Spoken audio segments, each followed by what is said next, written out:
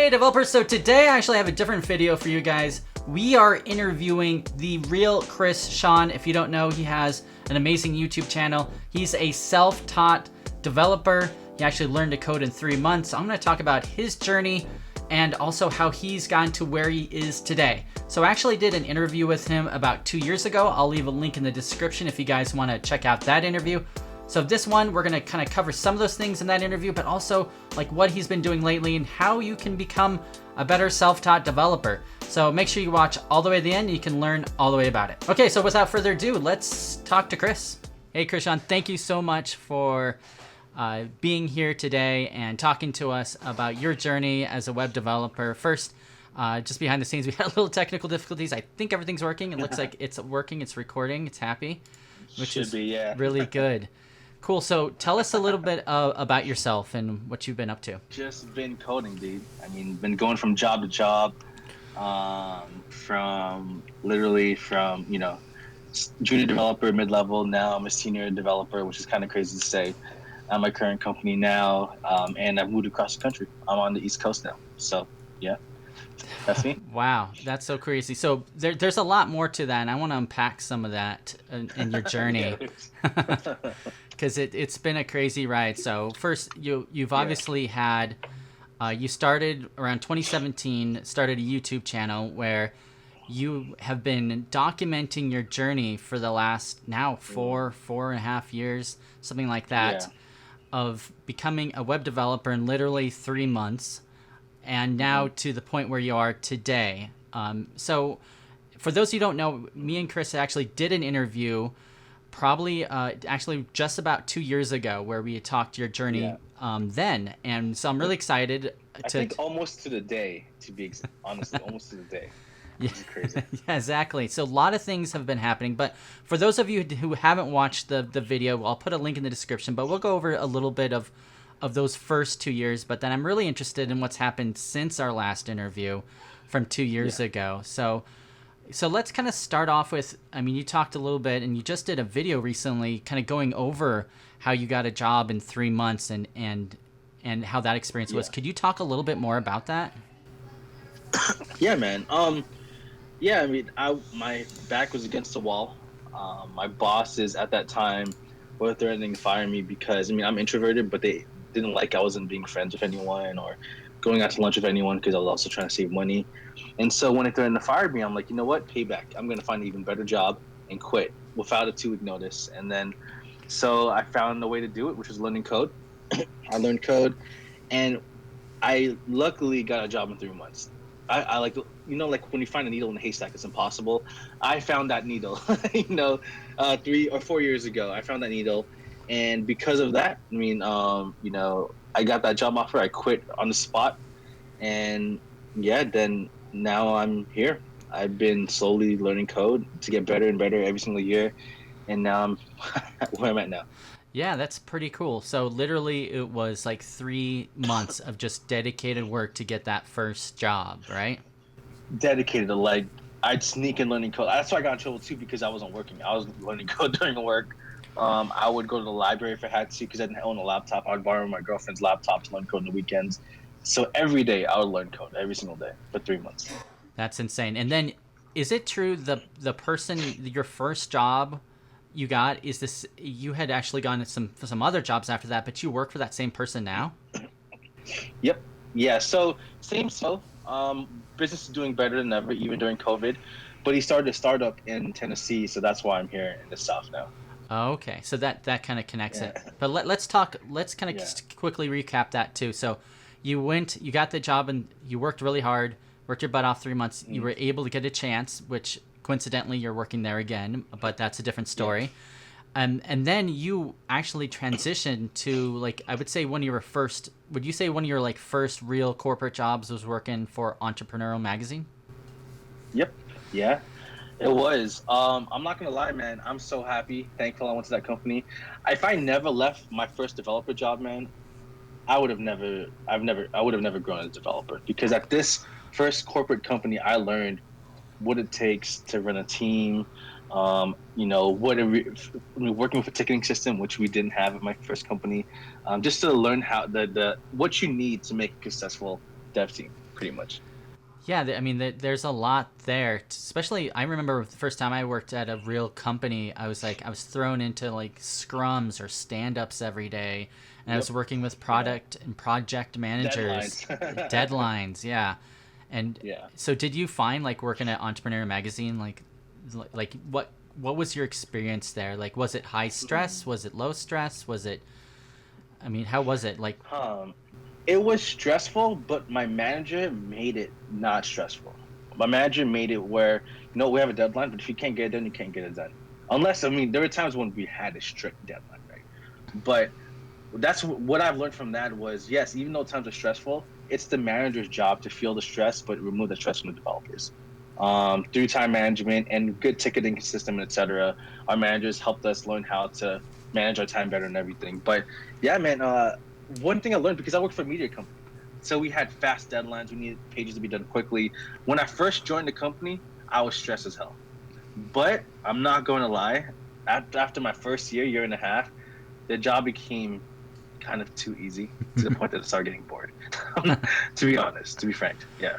so you But ramped up quickly, but I remember in one of your videos you said that you always felt like you were leveling up, but they kept hiring people like at your same level or higher. Is that kind of how it felt? Yeah. So they hired a senior developer. They hired another full stack. Technically, she was junior, but dude, she was way better than me because she had like 7 or 10 years of experience coding. But I was a better front end developer. She was better back end. So because she was so good at back end, learning front end is easier than back end. I mean, at least what we were doing there, it wasn't as complicated as React.js and everything. But yeah, so yeah, that's what was happening at the company. So my humility was tested, my ego was tested often, which is why actually when I was there, I applied to jobs all the time, and I interviewed with a lot of companies in Boston, companies in Charlotte, companies all over Orange County in LA, and Amazon and Facebook. Yeah. Yeah, that I want to kind of get into that too. So I think that's a good lesson to learn too. Is that it's always a good thing to be on a team where you feel like you're not the smartest person in the room. Not maybe you were the smartest person. I don't know, but like that. No, I was not. I was not. It's always good being in a job where you feel like you have growth to learn and you have things to learn from other people. That way it allows you to kind of grow and become better at your job and then learn from other people. Because if you come into a job where you're the senior dev, I mean, that's a different set of responsibilities, but it's, Yeah. I mean, I kind of like, I guess I could see both ways. I mean, going to a job, you're senior dev and maybe you're managing people is different than like you're going into a job and you're trying to learn from other people and grow. Yeah, no, definitely. Well, that was a hard part for me, to be honest. I can honestly say one of the main reasons I was always at the bottom of I felt like I was at the bottom, at least skill wise, was because everyone else was there to code, and that's it. When they go home, they play video games, right? For me, I go to work, I code, I'm learning during work, but after work, I'm working on my business. I'm building my YouTube channel, and so rather than learning code after work like what everyone else did, right? Or I actually focus on, because I'll tell you this, with all of the developers there, at least the people who step beside me, everyone talked about having their own business. Everyone talking about having their own company, but no one did anything. And I was the only one. Not that I'm better than them, but that's what my focus was. It wasn't just to become a better developer, but to make sure that if I lose my job, I'm okay. I did lose my job, and I was way okay. Yeah. So Entrepreneurial Magazine, as the name suggests, you think they would hire people that want to be entrepreneurial, right? Is that part of like who they look for? Nah. No. Nope. They need people who have the skill to build what we need. Ah. Right. That's the name of the company, but I mean, they want to keep the developers, right? I actually tried to take one of the developers. I will not take it. I got laid off, right? I got a job in a couple of days. Another developer thought she was about to get laid off, so I got her a job at my company, and then they counted off her offer sheet. So, yeah, but no one's been laid off after me, fortunately. So I'm really happy to hear that. Yeah, at least all your friends are fine. Developers, yeah. Yeah, your friends and developers. That's interesting too, saying about because you have many passions, just not programming. And I remember during our first interview, you said something like along the lines that you were working really hard on your YouTube channel, and that you didn't have time for like to grind out code on the weekends, unlike some other Yeah. people. So you kind of saying that that's still the case. It's no, definitely still is. Well, during that time too, I was very busy with church, man, all the time. So it wasn't just, and I had girlfriends. I'm sorry, I had a girlfriend. I had a girlfriend. So that was Damn. different. Yeah. So no, I mean, what I was doing at the time, the code I was doing wasn't hard. So that's why I was able to manage that. But I am happy to say that I'm still thankful that coding just wasn't just my only thing in my life. You know what I mean? Yeah. Like, if I wanted to, I can quit my job, go YouTube full time, and live off YouTube now because of what I've built throughout the last few years. Yeah, that is so amazing. So one thing you also said in the last interview, I want to follow up with it, is you said one of your goals at this was 2 years ago was to get better at coding at your company and get better in coding in general. I think you'd done that. You've been leveling up. I mean, in the last 2 years for sure. But Yeah. also you said you wanted, and you said this line, you said you wanted to help Entrepreneur Magazine with your YouTube channel. And I wasn't sure if you meant that you were going to somehow Yeah. collaborate with them. But did anything happen with that, or?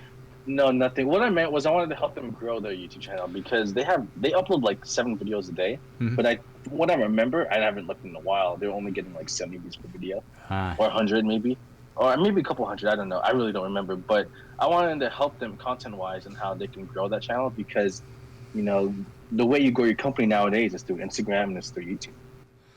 Yeah. Okay. So you thought maybe at the time you could have moved into Yeah. like help with their production, or at least give them some tips or something, or? Yeah, and no one ever asked me, so it's not part of my job, so that's them, you know. But they made the money through ads. That's how they make their money, you know.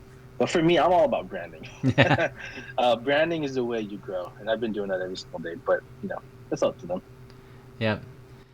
So a couple more questions, then we'll move off on Entrepreneur. Yeah. I know you said one of your videos you did, which was kind of funny. I didn't think people were doing this. So while you're working Entrepreneur Magazine, you're doing full-time YouTube, you're making videos, and you said something along the lines that you were going to do a job interview at Amazon.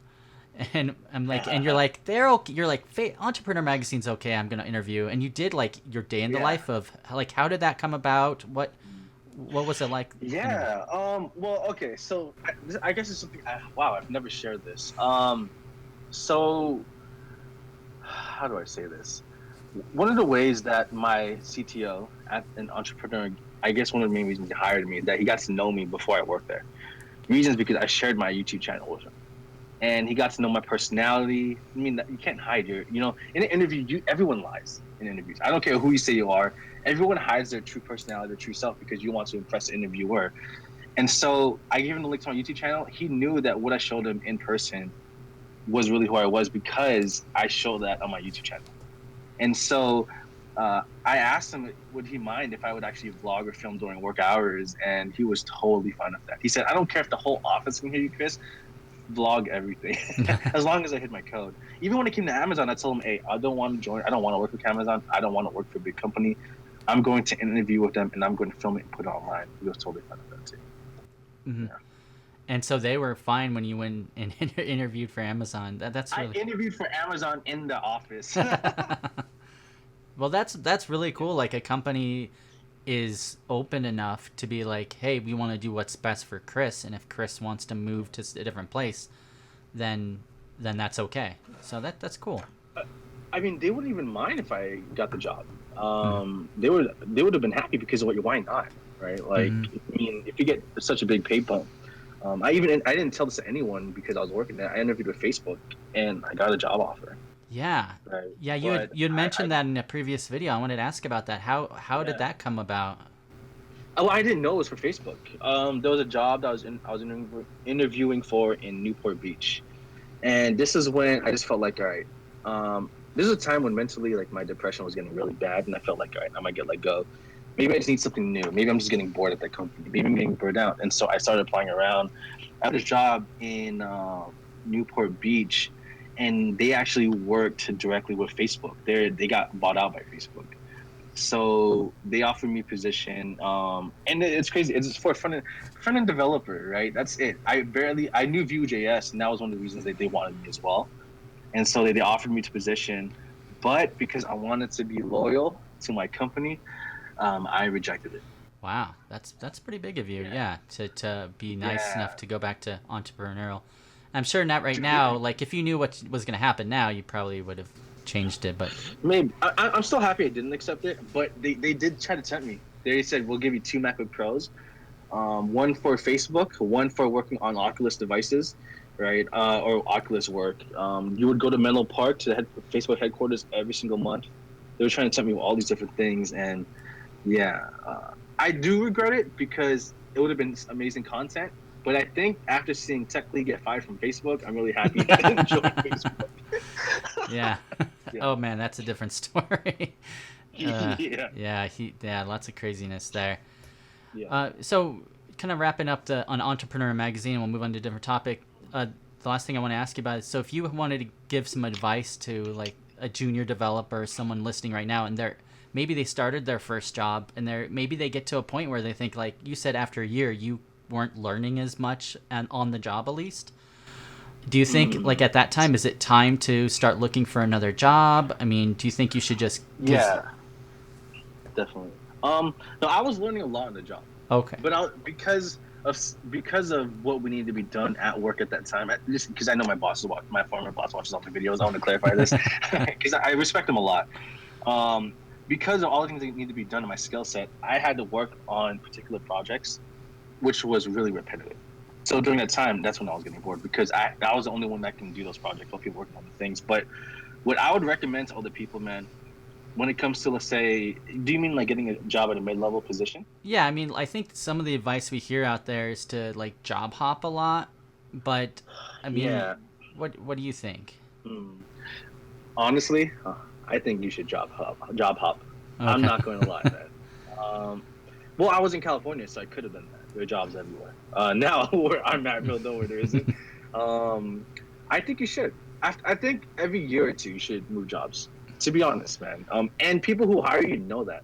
And if you want to leave, guess what? Because you get a second job offer, they might actually give you a pay increase. So yeah, I'm for it, 100%. Yeah, for sure. All right. So at the same time of doing this and working, you've been doing your YouTube channel and uploading, and I noticed that you kind of went through a period where you were uploading kind of weekly videos for a while, and then you went to monthly, and then you took a few months Yeah. off. Can you like between Yeah. March 2020 and May 2020, you took like a month and a half off, and then between Yeah. June 25th and August 13th, you took a couple of months off in 2019. I Wow. wanted to make, I pulled this off as Social Blade, so I was just trying to get the No, dates yeah. right. Yeah, man. No, I made a video about what I was going through. I was going through major depression. I was medically diagnosed with it. This is all real. Like, I thought depression was fake. I made fun of people before. Like, I was one of those people who would not make fun of them, but make fun of, like, that's not real. It's real. So I took a break from YouTube, but it wasn't just because of my depression, which is gone now, but it's because I got so comfortable at work. I got a really good income. You know what I mean? You have to understand, like, my income was consistent. I could quit YouTube and I'll be comfortable with that pay that I receive from there. Honestly, that's the main reason. I got lazy and I was just comfortable. And I think that's why even now I frequently talk about how we have to get out of our comfort zone, because that can really mess you up. Yeah, I think you did a really good video where you talked about how, and you did a podcast too, which we can talk about, Yeah. where you were talking about how losing your job. So you said already you got laid off from Yeah. Entrepreneur, that it sort of kicked inside of you like a desire to work even harder and not to put yourself in the position you were before, and that you were Yeah. kind of you had to support your parents. And so kind of tell me, like, how did that feel? Like what kind of motivation what happened there? From getting laid off. Yeah, from getting laid off. Yeah. Honestly, man, like I said it before, being laid off was the best thing to ever happen to me, because it put in perspective how, as much as a company cares about you, business is business. It's like NBA teams. Players get traded all the time. It's not that they don't got you, but they care about themselves more because they have to succeed as a business. And that's one thing I realized was, at the end of the day, when you're no longer as useful as they need you to be, you will be let go. I think every developer or every person, human being, will be let go in their life, of course. But when I realized that, I just told myself I do not want to allow myself to be in that position, like you said again. Um, and because my family depends on me, I need to do something where I can make sure that even if I lose my job, they'll be okay. And so that's why I built my company, Developer Branded, and it's doing pretty well. I never thought I'd do it. I also never realized how easy it is to start your own business. It is so much easier than people realize, man. And yeah, and other than that, and that's why I'm doing YouTube more than ever now. I hired my video editor and everything because now I can upload more content than ever. And yeah, I'm not gonna lie, the YouTube ads, the income from that is skyrocketing. So it's pretty nice. Yeah, I mean, do you think the time, I mean, to go back to the time you took some breaks, was your income affected negatively? Yep, big time. Oh, it was. Okay. Yeah, like I was making only $300 a month from YouTube. Oh, wow. For my affiliates, I was only making $300. Now I'm gonna tell you this: it's way up now, way up. Like I've been open about this. Then it went up to like $3,000 a month, and now it's doubling because I'm Wow. uploading like 5 videos a week, which is crazy, right? So yeah, it was impacted significantly, but I was still be fun because my job was paying well. And one thing really, I think thing people really like about your channel is you're so open about this stuff. Like the day you got laid off, you uploaded, like this day after you uploaded a video, right? Yeah, I was filming a day in the life of a remote developer. So I was filming my entire day, and then yeah, that happened. That's so funny. Yeah, day in the life of a developer. Oh, I got called into HR. Dude, it was so scary. I knew it was going to happen because I have a weekly meeting with the CTO where we just talk about life, and then he canceled. I'm like, all right, that happens. And then he messaged me randomly at 3 p.m. Hey, Chris, let's go meet. I'm like, okay. And right when he gave me the link, it's on Google Meets. You see my boss and the lawyer / HR in the meeting, because you can see who's in the meeting before you join on Google Meets. And when I saw they were in there, I'm like, all right, this is it. And dude, that was because when that did happen, the CTO, my manager's eyes was like red, bloodshot red. Even the coworkers, they told me when he literally after I got laid off, he had a meeting with all the developers to let them know, and they told me, his eyes were red, like he was crying. Yeah. Because we were that close. But it's not his fault. It's not his fault. It's freaking COVID's fault. But I'm so happy it happened because I got a new job in a couple of days. Yeah, so that's the upswing of it. And by the way, yeah, I've gone through, I think everyone that's listening has gone through like either leaving a job either because it's their own choice or because you get laid off or fired. And it feels like once you're with a company, especially for a few years, they're almost, I don't know, at least for me, that almost feels like family a little bit. And it's like a really bad breakup. So it's like, I mean, it's pretty emotional for both sides. And I know and sometimes you just kind of get in your head too and thinking like, gosh, what could I have done better? What could I have done worse? And I don't think it's ever healthy. I mean, any tips for people who might be, who go through this? Also, I know what I could have done better. That's for sure. I could have been more interested. Mm-hmm. For me, it just became a job where, all right, you just go in 9 to 5 and that's it, right? Now, I really loved my job because I was still working 50, 60 hours a week. I would work late into the night. I didn't care, right? But for other people, man, if you ever get laid off, just like, look at it as an opportunity. Being laid off is such a good thing because now you have a month or 2 or 3 to freaking learn a new language and get good at it. Honestly, I wish I was laid off longer. That's my biggest regret, working only after 5 days after like getting laid off. I wish I was laid off longer so I can have more relaxed time. So after that happened, I know a lot of people, I know some people that they get laid off or fired and then they're like, okay, well, I'm going to take as long as I can. I'm going to take like a week off or 2 weeks off. I'm going to process this. And a lot of people get severance packages, which I'm guessing you did too. But but I know some other people like yourself, and I think you did an interview too, a podcast interview with another person that got laid off. I forgot his name, and he said too, like kind of like you, where they right after they got laid off, they just worked really, really, really hard to find another job. So were you like, I saw you posted a tweet on Twitter, and I got like it went viral. It went viral, right? So like thousands of retweets, tens of thousands, from what I remember. Yeah, it went viral, and I got so that's how yeah, actually I never shared this with anyone. Thank you. I'm gonna make a video on this. I actually got an interview with Apple for a developer, and Oh they wow. wanted me to join them in Silicon Valley. Um, and it's crazy. It's not because I'm the best developer. It's because of experience and networking, aka Twitter. you know, yeah, it went viral, and yeah, I interviewed with companies literally all over the country because of that. But yeah, sorry, what was your question? No, I'm just saying, yeah, you put out that tweet and you got just it went viral. Yeah, And so how many yeah. opportunities you talked about Apple? I mean, how many other opportunities just came out of that one tweet? Okay. I think one thing that's good to note is that I literally, when I made that tweet, I knew how to write it to make it go viral. I wanted it to go viral. I included that my parents were depending on me. I just got laid off. I needed to find a new job, help me, and all those different things. People that help people feel sad for me. So I knew that was going to go viral. Of course, you don't always know if it's going to work. I got lucky, but yeah, that was my end goal, and so that's why I made that tweet. Opportunities, dude. So I got a job offer in Silicon Valley, doing exactly what I did at Entrepreneur.com. Wow. They were offering me a $20,000 raise to join them, to move to San Jose, and I ended up rejecting them because I don't want to live in San Francisco. It's so expensive. Interviewed with companies in Boston, companies in Texas, literally almost not every state, everywhere, Washington D.C. and all these. So a lot of opportunities came up. But I think that's why you need to build social media, because it's through social media you can find other positions, not just LinkedIn. I mean, I'm a firm believer in that.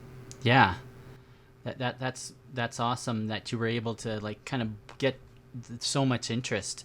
So Yeah, to move the story forward though, your old boss contacted you. You kind of yeah, looked at going at these other places like Apple and a few of these other opportunities, but why did you yeah. choose the company you're at now? Good question, man. Yeah. So his daughters saw my video that I got laid off, and my friend contacted me saying, "Hey, dude, I'm not gonna say the CEO just freaking called us asking for your number." And I didn't even notice, but his daughter tried to direct message me through Instagram because he didn't have my number. It's so funny. But yeah, he just called me saying, "Chris, we want you back. Just tell me how much you want to get paid." Which is crazy. Now it's a smaller company. It's not like the Silicon Valley company, so the pay there was a big difference in pay. Um, and the reason I chose this small company was because, again, I was already bored as an entrepreneur because I was doing the same small thing over and over again. I did not want to continue doing that again for another company, even for more pay. So joining this company now as a startup, I'm able to choose all the new technology that we use. You know what I mean? I can choose what stack, what ticketing system is it, Jira or do you use Asana? Google Cloud, is it working with Amazon Cloud, all these different things. So yeah, that's why I chose a smaller company That's and great. better content. I can make better content. So, and then this company is still really open for you to kind of log your journey and talk about these things, and they don't have Yeah. any issues with that. Yeah, his daughters follow me on Instagram. Of course, I make sure I watch out for what I post. I mean, it's always important to do that, to watch out for what you say. But yeah, man, I asked him, and he was totally fine with it. Of course, I'm not going to share any company secrets or anything like Of that, course. or my code. Yeah, Yeah. exactly. Was that like a requirement of entrepreneur? Like, make sure your camera isn't on the code itself, or Oh no, my camera was on the code. It was like I was doing time lapses in 4K. So if you zoom in, you can see it. But I would blur it out. That's all he cared about, making sure uh, I blur it out. I know a Yeah. couple of videos you had like clients on the phone too. I think like maybe it wasn't a client, but Mm-hmm. maybe it was like you heard some distant talking. But on Oh really? Maybe. Yeah. But my boss literally he watched all my videos, so I had to make sure and watch out what I say. But you know what's cool about that is that because I knew he watched the videos, sometimes I knew we would say to make him happy. But yeah. Since you kind of in the last 2 years, and you started posting more often, you've had some really like viral videos again go out. Mhm. Um, I know just recently I'm trying to look up the names of them, but was it a surprise when you started going back to doing these videos more regularly and sharing again, because I know you had taken some breaks and you're doing kind of periodically. Now it seems like the last couple months you're being more consistent, where you're getting like just enormous views. Like a couple of these videos got over 100,000 views. Yeah, Like, it's kind of crazy. Yeah. was it surprising, or you just kind of thought you're just picking up from where you left off? It was surprising, man. When I came back, I think when I took a break, I was getting only 5,000 views per video before I took a break, which was a lot for me. And so my first one or two videos when I came back got like 5K, but I did not think that my videos would be at where it's at now. Like I think I'm averaging over 10, like 15 to 20,000 views per video on my later videos, right now, which is kind of crazy. And honestly have no idea, dude. I guess I do. It's because I did make it a goal to be different from every other YouTuber out there, which is I make myself as vulnerable as hell. Like I share everything and no one else does that. So I guess that's probably the main reason. Yeah, I think people just connect with your authenticity, and it doesn't have to be something where they need like, as long as you regularly update everybody, they're okay, and as long as you have really good content when you come back, that's great. So tell me a little bit about how this transition went to this new job after getting laid off, and then how was it moving? Why did you move from Las Vegas to where you're at now? Yeah, good question, man. What's funny is that I did not have to move to Tennessee. I could have stayed in Vegas, which sometimes I look back at like, why did I come here? Because I was comfortable there. All my desks are there, all my beds, everything. I didn't bring any with me over here.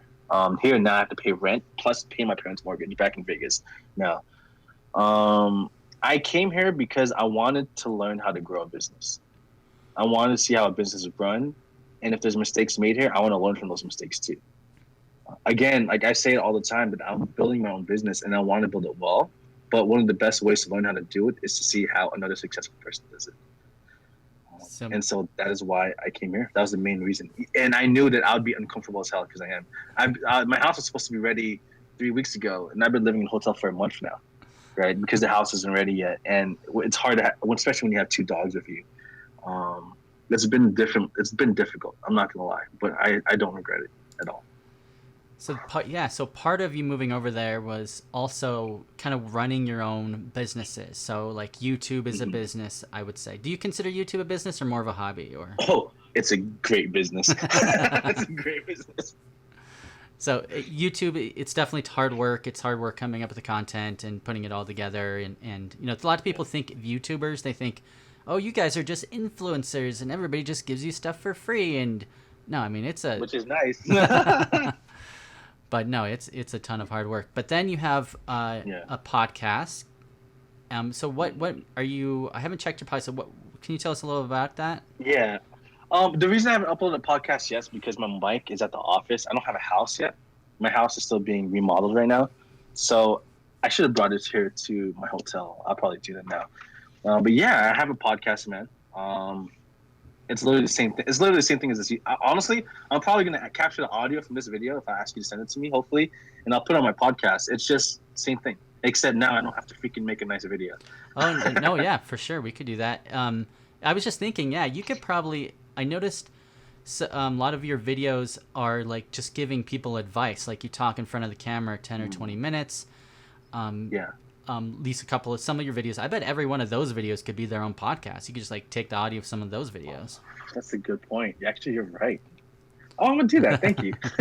I'm literally going to do that. Yeah, no, I think actually I will. I'm going to do that right after this call. Yeah, that's a good point. Yeah, but that's literally what my podcast is. And one thing that you had started 2 years ago during our first conversation was your clothing brand. And was it called Developer Branded back then, or was it called something else? No. It was called Dev's Life. Dev's Life, right. So how did Dev's Life kind of transition, and then how did Developer Branded come about? Dev's Life, I think it was cool, but all right, to be honest, the reason I created Developer Branded was not for selling shirts. I didn't realize that my clothing would sell so well, which is kind of crazy. Like, who the heck? I made these clothes because I want clothes to wear. It was for me. And so people want to buy it, they did.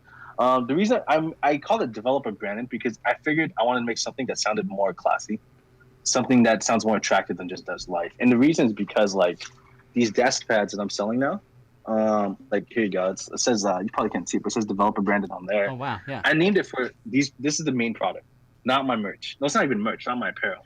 So I needed to create something that would look nice on a desk pad, or desk accessories in general. That's why I made it. That's why I changed the name.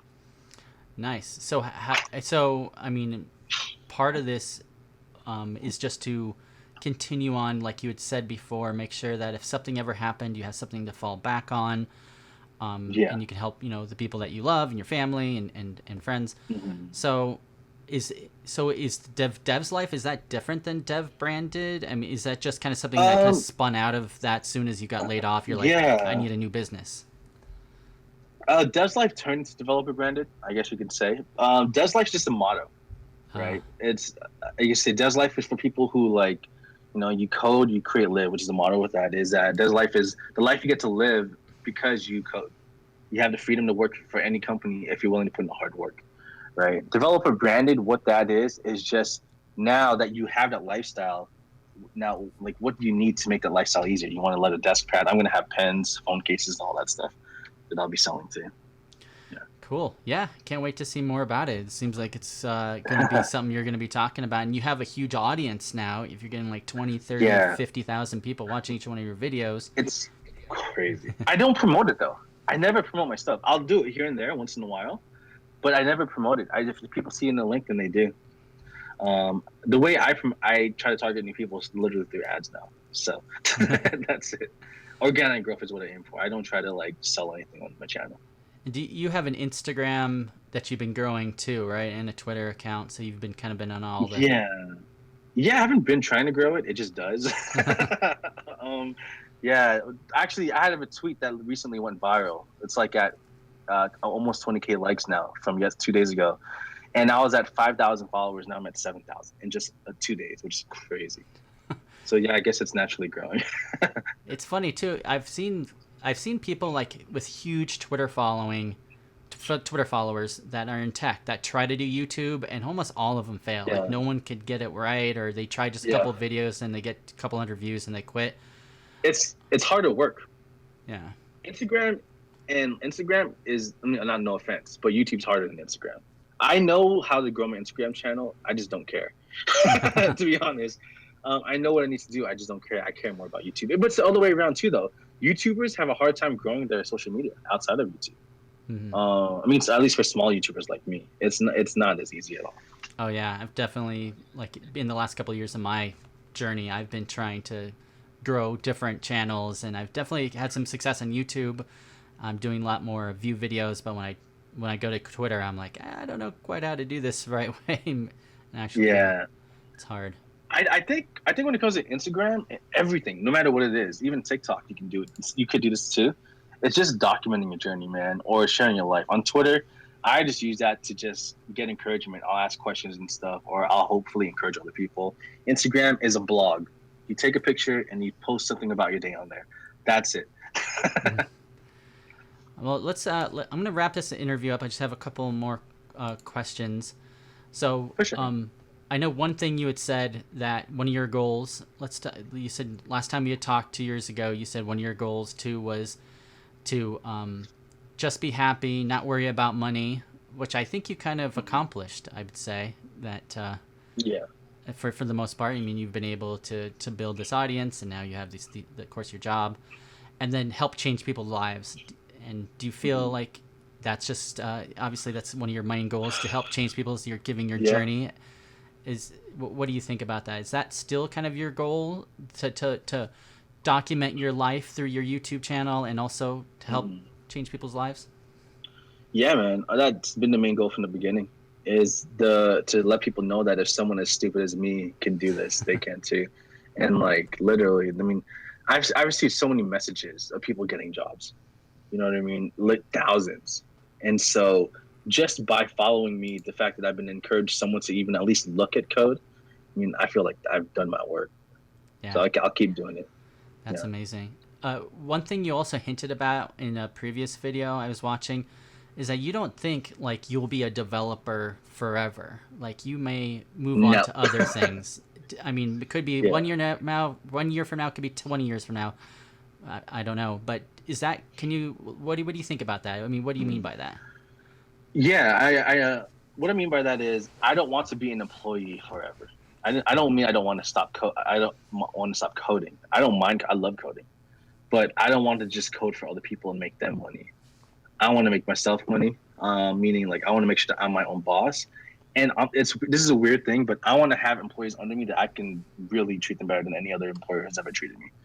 So that's what I want to do. I want to give other people opportunities at my company. That's my main goal. Actually, this is kind of crazy goal, but when Developer Branded blows up, and it will, and I'll go back to Vegas when this happens, when I have my own warehouse for Vegas to hold all my products, I want to have my own boot camp there where it's for free.